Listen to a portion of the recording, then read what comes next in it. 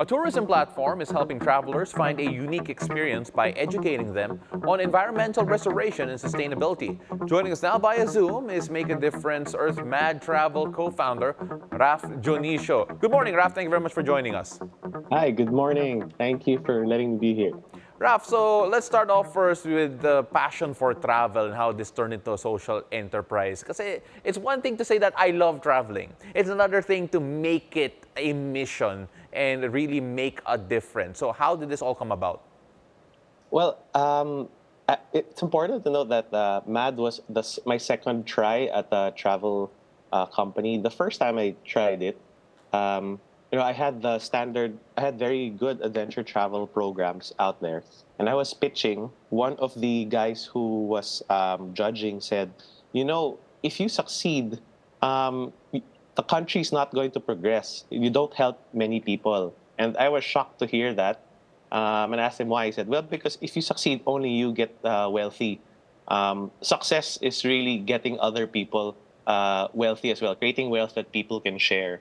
And so I ended up volunteering for different foundations. And that's where I was exposed to communities that could really provide and were willing to create a lot of very immersive and authentic travel experiences. And so we started off with travel as a tool to help empower communities to end poverty. And soon enough, we started to see how the poverty of people is related to the poverty of the environment, which we're experiencing right now with the storms, right? Yeah.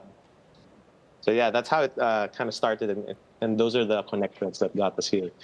What are the specific programs that the travelers can join and how does that tie into yung advocacy mo? Well, like yesterday, we just had a hike in the Sierra Madre. We're committed to reforesting over 1,000 hectares there with the Dumagat tribe. We've got partners there, such as Mount Puro Nature Reserve. We just want to make sure that communities are empowered to become the stewards. So we're building a lot of fruit forests with them, and of course, rainforest, right? We want to make sure the hiking trails double as trails for people who can patrol the forest area, right? And I think it's important to note that if you look at Philippine history or world history in the last 200 years, most people made their money out of extractive business.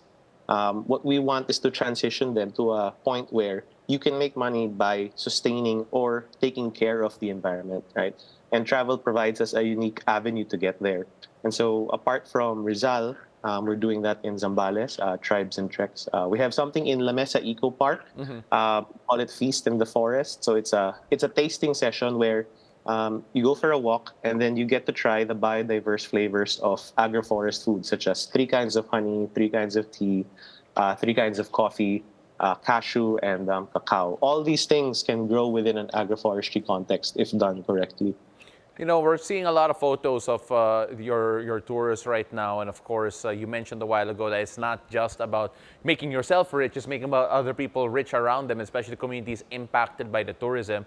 And talking about impact, how has this immersion impacted the people participating in it, the tourists themselves, and of course, the communities affected by them or communities who take part in these programs?